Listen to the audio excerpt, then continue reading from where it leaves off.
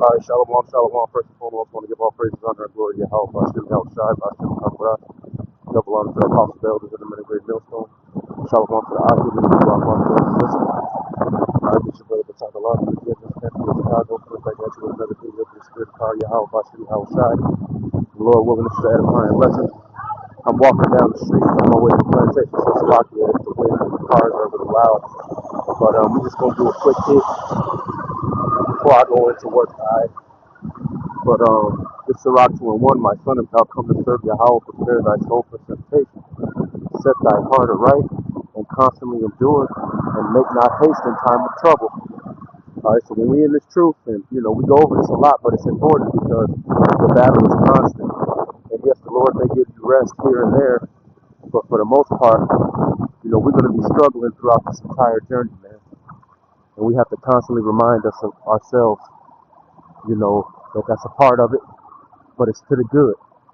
And that's why, the things aforetime are written for our learning. That's why we have chapters like this Sirach, the second chapter, and various other examples throughout the scriptures, the book of Job, etc., that make that clear. That serving the Lord is not something that comes with worldly benefits. Alright? But, like I said, we have to be positive. We have to understand that the Lord is dealing with us, and He sees the end of what everything He's doing is going to produce. We don't see that. All we see is what we're going through in the moment, and that can make it difficult. And of course, we all know that Yahweh Shai is coming back to destroy this place, and He's going to deliver the elect. The Lord willing, we'll be worthy of that and worthy to receive that deliverance. But as far as our individual progress and what the Lord has in store for us as individuals, we don't know. So we're living our lives day to day, going through the things that the Lord puts us through in hopes of, being able to be counted worthy, all right? But in order to be counted worthy, we're going to have to go through the fire of affliction. That's what we're going to see right here. All right, it says, whatsoever is brought upon thee, take cheerfully, and be patient when thou art changed to a lower state. Why? Because things are being done to better you, all right? You have a spirit of anger and a spirit of disdain for the things that we go through.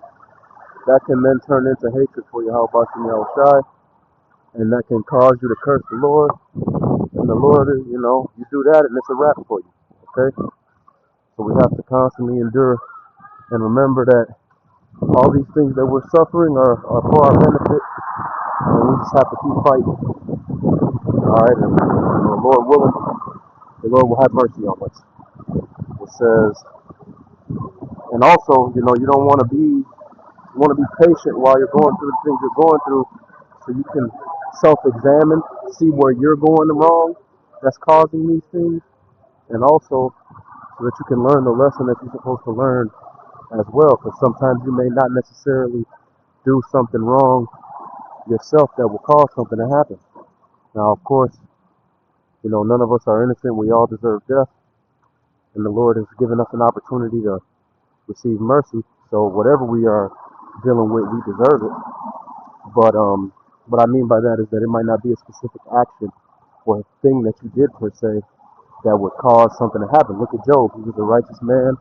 The Lord boasted in Job's righteousness and uprightness, which is a big deal because man's righteousness is as filthy rags to the Lord, as the scriptures say. So, we want to always evaluate the situation and see what we're supposed to be learning. All right, whether it's to correct ourselves, which is for the most part, most of the time, or just whatever.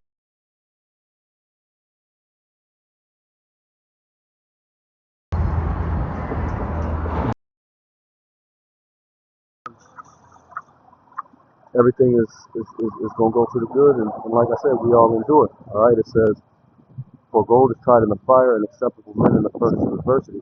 So, in order for us to become what the Lord needs us to be, we're going to have to go through a lot of things, and it's going to get a lot more trying and difficult the closer we get to Yahweh's return, and we have to remember that and make sure that our mind is prepared for that. All right, and just make sure that we staying positive as best as we can, man. You know, this place is wicked. All these people are wicked, and so things are not always going to go your way, really. And all we need to really be, as long as the Lord is providing you with your daily bread, you have a place to stay, you have food, you know, you're able to live your life and take care of your responsibilities day to day, then really we don't have anything else to complain about. And, you know, it's difficult while you're in the fire and going through it. You know, first of all, I mean, look, I'm going through it myself, been going through it since I came into this truth, as all of us have. What's up, big dog? You all good? Chilling, man, chilling. I bet. Be smooth out here, man. Enjoy the weather. Yes, sir. Yes, sir. But excuse me. But you know, we all been going through it, and we're gonna continue to go through it until the Lord comes back and delivers us from this place. All right, but you know, we have to stay positive. We have to stay thankful, and we have to always remember that you know we're being punished less than our iniquities deserve. All right. So with that being said, we're gonna give all praises, honor, and glory to Yahweh, Bashem, Yahweh Shai. Shem Kapo down to the Lana, to the apostles, the elders, and the men of good millstone, shalom to the Akim and the few Akim may be listening. Lord willing, this is an edifying lesson. Until next time, Kwame Sharala, Wild Bible.